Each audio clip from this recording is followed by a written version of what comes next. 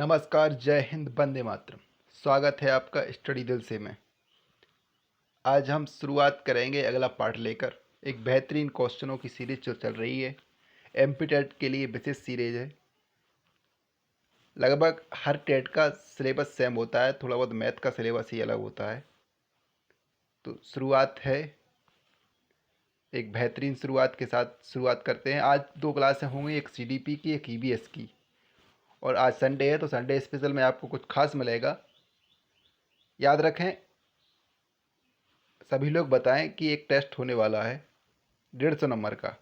क्या आप तैयार हैं? यूट्यूब पर ऑनलाइन क्लास, ऑनलाइन जो होगा टेस्ट होगा, तो आप सभी तैयार हों तो हमें कमेंट करके ज़रूर बताएं। आज का पहला प्रश्न शुरुआत करते हैं। 101वां प्रश्न। निम्नलिखित में से 3 सागरीय स्थिति रखने वाला देश कौन सा है? क्या जापान है, कनाडा है, चिली है, ईरान है? तो कौन सा है? वो है कनाडा। बी वाला ऑप्शन एब्सोल्युटली राइट हो जाएगा। द्वीपीय स्थिति रखने वाला देश, तो द्वीपीय स्थिति रखता है ग्रेट ब्रिटेन। बिल्कुल इम्पोर्टेंट प्रश्न है। 3 सागरीय वाला देखो, कनाडा भी था, अभी फ्रांस था, टर्की था, ये सभी। तो डी वाला जो ऑप्शन है वो राइट हो जाएगा। आगे बढ़ेंगे। भारत के दक्षिणतम बिंदु कौन सा है? इंदिरा पॉइंट है। इस चीज़ को आप याद रखें। जो दक्षिणतम बिंदु का अक्षांश है वो 6 डिग्री 45 उत्तरी अक्षांश है। तो option number C absolutely right हो जाएगा। आगे बढ़ेंगे। भारत का दक्षिण बिंदु इंदिरा पॉइंट है। ये कहाँ पर है? ये निकोबार द्वीप में है। तो कहाँ पर है इंदिरा पॉइंट? निकोबार द्वीप में है। सी वाला ऑप्शन राइट लगा देंगे। 6 और कितने दक्षिण अक्षांश पर है? तो 6 डिग्री 45 पर है। महाद्वीपीय स्थिति रखने वाला, तो महाद्वीपीय स्थिति रखने वाले सभी देश हैं। पैराग्वे है, नेपाल है, भूटान है, ये सभी हैं। एक बहुत खतरनाक प्रश्नों की सीरीज है। आपको कैसी लगी हमें कमेंट करके ज़रूर बताएं। चैनल को सभी लोग सब्सक्राइब जरूर कर लें।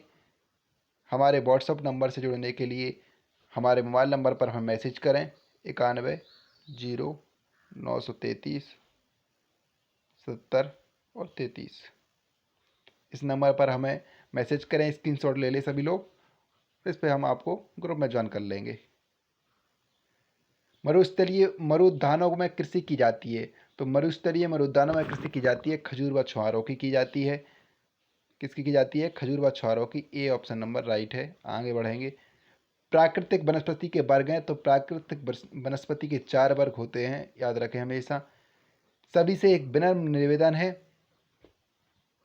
कि क्लास को स्किप करके ना लें।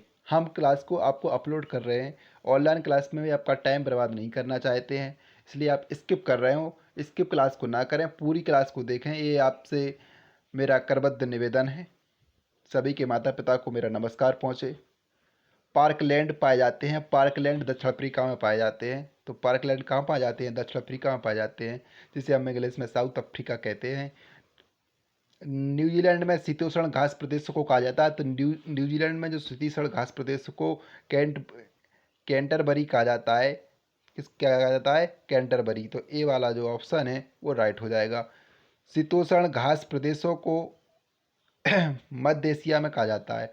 तो शीतोष्ण घास प्रदेशों को मध्य एशिया में क्या कहा जाता है? शीतोष्ण घास प्रदेशों को मध्य एशिया में बेल्ट कहा जाता है। विश्व पृथ्वी सम्मेलन कब हुआ? तो विश्व पृथ्वी सम्मेलन हुआ था 1992 में। हमने आपको बताया था कि विश्व पृथ्वी सम्मेलन 1992 में हुआ था। चिपको आंदोलन किस वृक्ष से शुरू हुआ था? तो चिपको आंदोलन किस वृक्ष से शुरू हुआ था? कीकर के वृक्ष से शुरू हुआ था। इस चीज़ को आप याद रखें। विश्व जैव विविधता दिवस कब मनाया जाता है? तो विश्व जैव विविधता दिवस 22 मई को मनाया जाता है। और विश्व जल दिवस मनाया जाता है 22 मार्च को। विश्व पृथ्वी दिवस 22 अप्रैल को। विश्व जनसंख्या दिवस 11 जुलाई को। ऐसे आपको याद रखना है। 16 सितंबर को ओजोन दिवस मनाया जाता है। आगे बढ़ेंगे।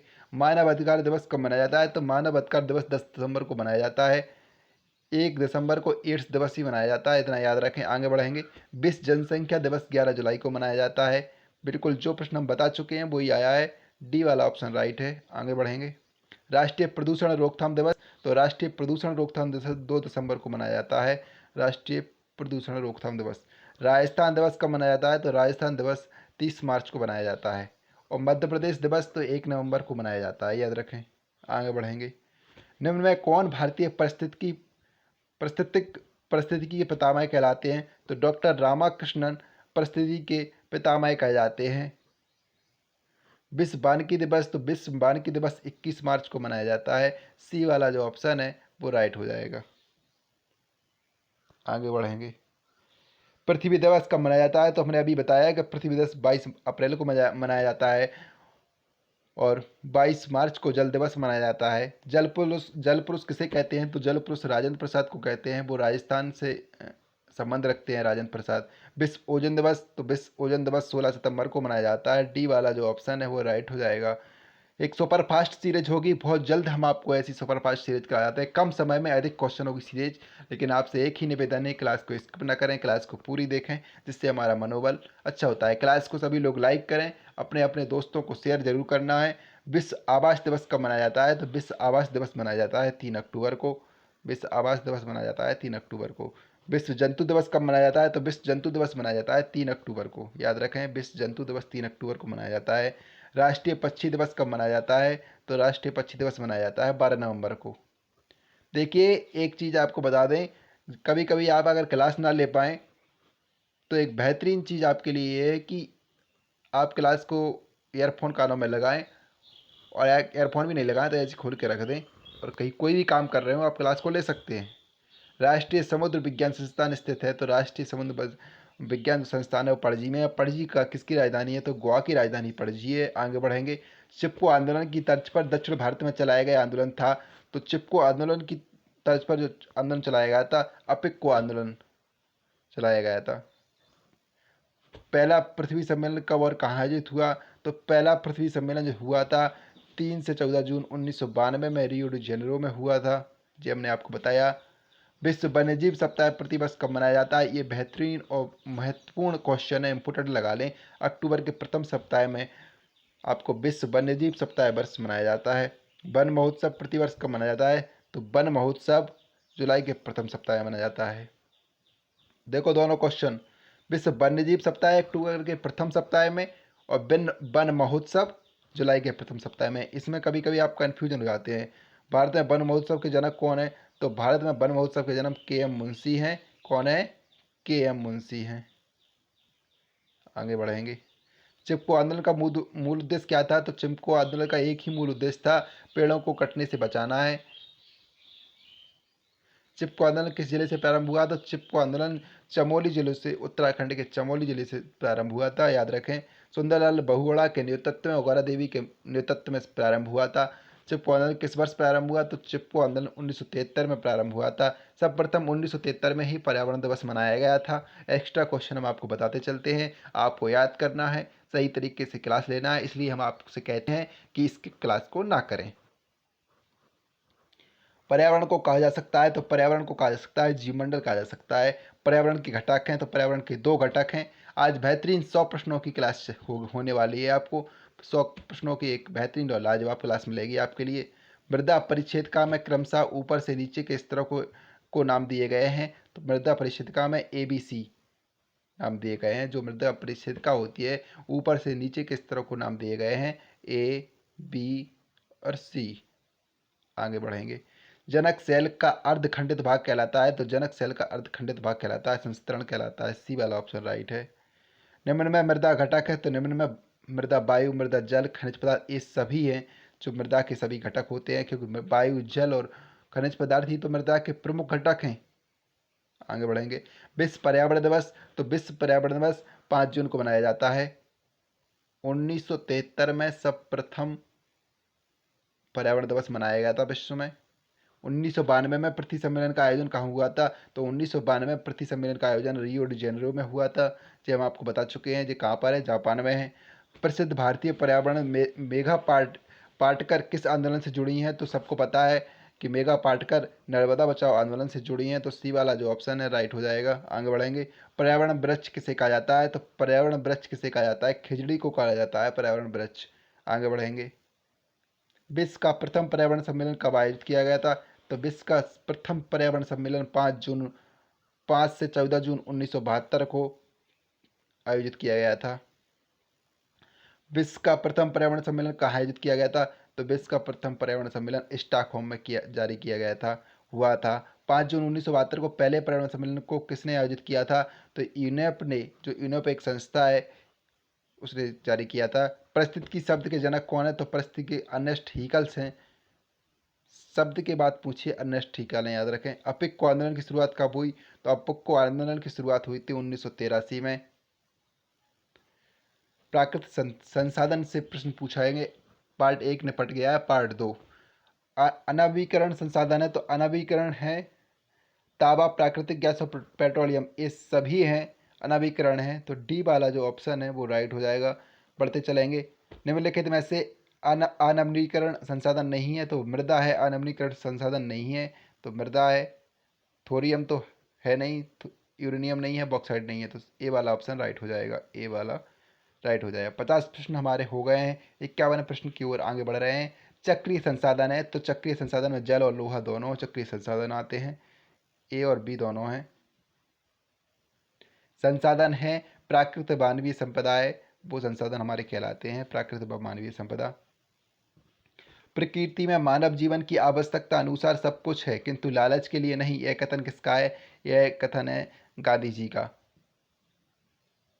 इनका पूरा नाम था मोहनदास करमचंद गांधी। निम्नलिखित में से प्राकृतिक संसाधन है महात्मा गांधी जिसे हम कहते हैं। निम्नलिखित में से प्राकृतिक संसाधन है। तो प्राकृतिक संसाधन खनिज संसाधन, भूमि संसाधन, जल संसाधन, ये सभी हैं जो प्राकृतिक संसाधन हमारे होते हैं। ये चारों हैं, ये सभी। पृथ्वी पर कोई भी वस्तु संसाधन की श्रेणी में तब आती है जब वह निम्न दशाओं में खरी उतरती है। इसका रूपांतरण अधिक मूल्यवान तथा उपयोगी वस्तु के रूप में किया जा सके। वस्तु का उपयोग संभव हो जिसमें निश्चित उद्देश्यों की पूर्ति और क्षमता हो। उपयोग सभी, डी वाला ऑप्शन इसमें भी राइट हो जाएगा। आगे बढ़ेंगे। संसाधन पर्यावरण की वे विशेषताएं हैं जो मनुष्य की आवश्यकताओं की पूर्ति में सक्षम मानी जाती हैं। उन्हें मनुष्य की आवश्यकताओं और क्षमताओं द्वारा उपयुक्त प्रदान की जाती है। कथन किसका है? एक कथन है जिमरमैन का। तो किसका है कथन? जिमरमैन का है। बी वाला जो ऑप्शन है वो राइट हो जाएगा। आगे बढ़ेंगे। संसाधन होते नहीं वे बनते हैं, कथन किसका है? जो जिमरमैन का है कि संसाधन होते नहीं वे बनते हैं। ये महत्वपूर्ण प्रश्न है, एस्टेट में प्रश्न आ चुका है। मनुष्य का ज्ञान सभी संसाधनों की जननी है। यह कथन किसका है? मिचेल का है कि मनुष्य का ज्ञान सभी संसाधनों की जननी है। मिचेल का है। स्वामित्व के आधार पर संसाधन के प्रकार। स्वामित्व के आधार पर संसाधन के 3 प्रकार होते हैं। उत्पत्ति के आधार पर संसाधनों के प्रकार। तो उत्पत्ति के आधार पर 2 प्रकार के संसाधन होते हैं। उपयोग की सततता के आधार पर संसाधनों के प्रकार। तो उपयोग की सततता के आधार पर 3 प्रकार के संसाधन होते हैं। महत्वपूर्ण प्रश्न है संसाधन के बारे में। हर टॉपिक से हम आपको बेहतरीन प्रश्न कराने वाले हैं। हरा सोना किसको कहा जाता है? हरा सोना खनिजों को कहा जाता है। किसको कहा जाता है? खनिजों को कहा जाता है। ये पूरा लगा ले। संपूर्ण विश्व में वनाच्छादित प्रदेश है। तो संपूर्ण विश्व में अभी 31% हैं। कितने हैं? 31। और भारत सरकार की क्या पॉलिसी है कि भारत सरकार में अभी 22% हैं, लेकिन 33% होना चाहिए। प्रशासनिक दृष्टिकोण से भारतीय वनों को विभक्त किया गया है 3 वर्गों में। प्रशासनिक दृष्टि से किया गया है। कितने वर्गों में? 3 वर्गों में। वनोन्मूलन के परिणाम स्वरूप आने वाली समस्या है भूमि की उर्वरा शक्ति का ह्रास हो सकता है, सूखा भी पड़ सकती है, भूस्खलन भी हो सकता है। तो ये सभी हो सकता है। डी वाला जो ऑप्शन है वो राइट हो जाएगा। भारत में सर्वाधिक वनाच्छादित राज्य है। तो भारत में सर्वाधिक अगर कहीं वन पाए जाते हैं तो मध्य प्रदेश में पाए जाते हैं, अपना प्रदेश में पाए जाते हैं। भारत में सबसे कम वन क्षेत्र वाला राज्य। तो भारत में सबसे कम अगर किसी राज्य में पाए जाते हैं तो वो हरियाणा है, जहाँ के मुख्यमंत्री मनोहर लाल खट्टर हैं। बीजेपी की वहाँ पे गवर्नमेंट है, याद रखें। भारत में राज्य के कुल क्षेत्रफल में वनावरण अनुपात की दृष्टि से सर्वाधिक वन है। अगर अनुपात की बात करें तो अंडमान निकोबार में पहला नंबर आता है। भारत में वनों का कुल क्षेत्र है तो भारत में वनों का कुल क्षेत्र 23% हो गया है। मैंने कहा था 22 है, थोड़ा और बढ़ गया है, 23% हो गया है। 22 पॉइंट कुछ है लेकिन 23% लगाते हैं। स्वस्थ पारिस्थितिकी तंत्र को कितने प्रतिशत भाग वनाच्छादित होना चाहिए? तो 33% पर होना चाहिए। सी वाला जो ऑप्शन है वो राइट हो जाएगा। आज के हमारे 70 प्रश्न हो चुके हैं, 30 प्रश्न और करने वाले हैं हम। एक बेहतरीन लाजवाब क्लास 100 प्रश्नों की है। अगर आप सभी लोग अपने अपने मित्रों को शेयर करेंगे, लाइक और कमेंट जरूर करें। सभी लोग देखें अब अंडमान निकोबार में वनों का क्षेत्र है, तो अंडमान निकोबार में वनों का क्षेत्र 92.3% है। इस चीज़ को आप याद रख लें। अंडमान निकोबार जो द्वीप समूह है हमारा। दक्षिणी पूर्वी राजस्थान में स्थानांतरित कृषि को कहा जाता है, तो दक्षिणी पूर्वी राजस्थान में स्थानांतरित कृषि को बलरा कहा जाता है, बालरा कहा जाता है। वनों में सर्वाधिक हानि किस कारण से होती है, तो वनों में सर्वाधिक हानि होती है कृषि कार्य हेतु वनोन्मूलन किया जाता है। वनों काट दिए जाते हैं कभी कभी कृषि कार्य के लिए। वनोन्मूलन का पर्यावरण पर प्रभाव क्या है? मृदा पर अपरदन में वृद्धि, बाढ़ों की पुनरावृत्ति, जलवायु पर प्रतिकूल प्रभाव, तो ये सभी है। वन संरक्षण की विधि है वनों का हानिकारक कीटों से संरक्षण, वनाग्नि से सुरक्षा, वनों का पोस्ट की सीमा तक कटाई, उपयोग सभी है। तो डी वाला जो ऑप्शन है वो राइट हो जाएगा। आगे बढ़ेंगे। संपूर्ण जलमंडल का कितना भाग शुद्ध रूप से पाया जाता है? तो संपूर्ण जलमंडल का 2.6% शुद्ध रूप से पाया जाता है। विश्व की सबसे बड़ी मानव निर्मित झील, तो विश्व की सबसे बड़ी मानव निर्मित झील है जो ब्रातस्क झील है, ब्रातस्क। ठीक है। कृषि कार्य हेतु वनोन्मूलन की सर्वाधिक दर भारत में किस राज्य में है? तो कृषि कार्य हेतु सबसे सर्वाधिक है तो वो उड़ीसा में है। स्थानांतरित कृषि का केरल में स्थानीय नाम क्या है? तो पोनाम है। स्थानांतरित कृषि का केरल में स्थानीय नाम क्या है? पूनम। अत्याधिक लवणीय झील मृत सागर स्थित है, इजराइल एवं जॉर्डन में है। अत्याधिक लवणीय झील है वो कहाँ पे है? इजराइल एवं जॉर्डन में। विश्व की लवणीय झील का सबसे लंबी झील है तो कैस्पियन सागर विश्व की सबसे लवणीय झील मानी जाती है। महान झीलें किस महाद्वीप में है? तो महान झीलें उत्तरी महाद्वीप में है। महान झीलों का क्षेत्रफल कितना है? तो 24,500 वर्ग किलोमीटर है। आगे बढ़ेंगे।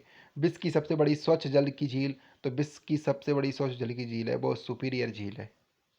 कौन सी झील है? सुपीरियर झील है। सुपीरियर एवं हुरन के मध्य स्थित नहर है, तो सुपीरियर एवं हुरन के मध्य स्थित नहर है सू नहर। कौन सी है? सू नहर। ब्रातस्क झील स्थित है, तो ब्रातस्क झील कहाँ स्थित है? रूस में स्थित है ब्रातस्क। भारत के किस राज्य में लोनार झील है? तो भारत के किस राज्य में लोनार झील है? महाराष्ट्र में। यह प्रश्न इसलिए महत्वपूर्ण है अपने लिए क्योंकि कभी कभी एमपी टेट में भी बाहर का पूछ लेता है। पीवी का कोई भरोसा नहीं है वो प्रश्न कहाँ से रख रहा है, इसलिए आप तैयार रहें, तटिबद्ध रहें, कटिबद्ध रहें, संघर्ष के लिए बिल्कुल तैयार हो जाएं। जिसने तपन की है वो सफलता का मजा उसी ने लिया है। जितना तुम सूर्य की रोशनी में तपोगे, जितने तुम पसीने में सूर्य की रोशनी में नहाओगे, सफलता तुम्हारे चरण छूमेगी, ये पक्का मेरा वादा है। ऐसे ही जितना तुम जगोगे, जितना तुम पढ़ोगे, एक दिन तुम वर्ग 3 के मास्टर जरूर बनोगे, प्राइमरी टीचर जरूर निकालोगे, सीटेट क्वालिफाइड करोगे, यूपीटेट भी निकालोगे, लेकिन आपको तपना पड़ेगा, आपके प्रति वो आगन होनी चाहिए। कौन कहता है, एक शेर कहता हूं मैं आपके लिए, कौन कहता है कि आकाश में छेद हो नहीं सकता? अरे हम कहते हैं प्रयास करके तो देखो, आकाश में छेद हो सकता है। इसलिए ये मत सोचो कि पेपर नहीं निकल सकता, पेपर तो निकल सकता है, लेकिन प्रयास तो करो। प्रयास नहीं करोगे तो पेपर कहाँ से निकलेगा, ये आपको सोचना है। ये आपकी सोच निर्भर करती है कि आप पेपर निकालना चाहते हैं, आप पॉजिटिव सोचते हैं, नेगेटिव सोचते हैं। भारत के किस राज्य में लोनार झील स्थित है? तो भारत के महाराष्ट्र में लोनार झील स्थित है। आपको एक अब मोटिवेशनल भी मैसेज रोज दिया जाएगा। तैयारी इतनी खामोशी से आपको करनी है कि जब सफलता मिले तब तहलका मच जाए, इस चीज़ को याद रखें। मिसिसिपी तथा मिसौरी नदी है तो वो यूएसए में है। मिसिसिपी तथा मिसौरी नदी है। बाढ़ नियंत्रण का प्रभावी उपाय है, तो बाढ़ नियंत्रण का जो उपाय है, प्रकृति के अनुकूल स्थानों पर बांधों का निर्माण होना चाहिए, वनों पर नियंत्रण तथा पुनः वनीकरण होना चाहिए, वन और लगाने चाहिए, वनों पर काटना नहीं चाहिए उनको, जगह जगह बांध बनाने चाहिए, मृदा अपरदन पर प्रभावी नियंत्रण होना चाहिए। जो मृदा अपरदन हो रही है किस वजह से हो रही है उस पर नियंत्रण करना चाहिए। तो उपयुक्त सभी डी वाला ऑप्शन जो राइट हो जाएगा। हम बहुत फास्ट पढ़ाने की कोशिश करते हैं आपके लिए कि आपका समय ज़्यादा बर्बाद ना हो, आप पढ़ाई शुरू कर दें। सामान्य रूप से सूखा उत्पन्न होने के कारण है, तो अनियंत्रित पशुचारण हम अगर कर देते हैं तो सूखा उत्पन्न हो जाती है। अंधाधुंध वनोन्मूलन करते हैं, वनों को काट देते हैं तो वन ही तो पानी को लाते हैं। विषम जलवायु परिस्थितियाँ होती हैं तभी पानी नहीं आता, तो ये सभी हो जाएगा। बस थोड़े प्रश्न और रह गए हैं।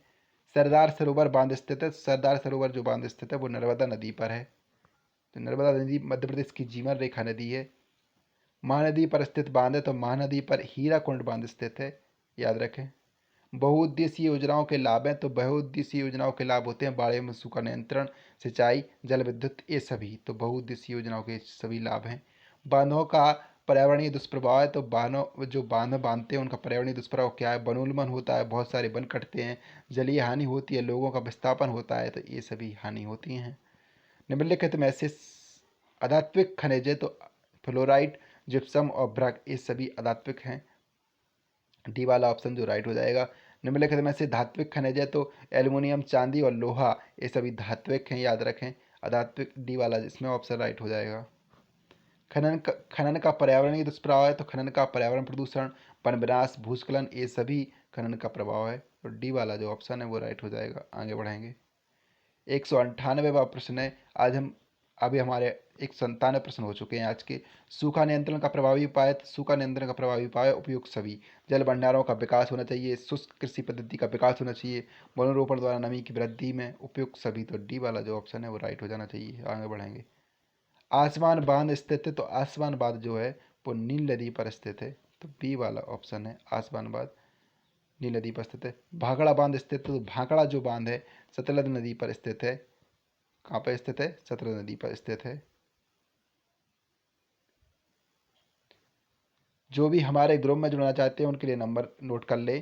91 0 933 77 और 33। हमें आप मैसेज करें और हमसे कहें कि सर हमें ग्रुप में ज्वाइन करें। हमारे नंबर एक बार दोबारा सुन ले। 91 0 933 77 33। इस नंबर पर हमें मैसेज करें, स्क्रीनशॉट ले ले सभी। नमस्कार, जय हिंद, वंदे मातरम। हो सकता है हम आपको एक क्लास और लेकर आएँ। बेहतरीन संडे स्पेशल क्लास चल रही है, तो आप सभी लोगों का साथ, क्लास को स्किप कोई नहीं करेगा। बेहतरीन पढ़ते रहिए। आपको पीडीएफ भी अब बहुत जल्द प्रोवाइड करेंगे, आपका ऐसा अगर प्यार मिलता रहा तो। नमस्कार, जय हिंद, वंदे मातरम।